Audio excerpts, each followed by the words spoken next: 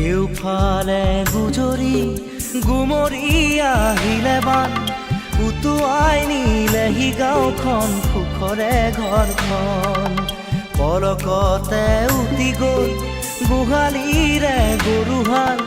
কনকত নিয়তিয়ে মোক কৰিলে কঙাল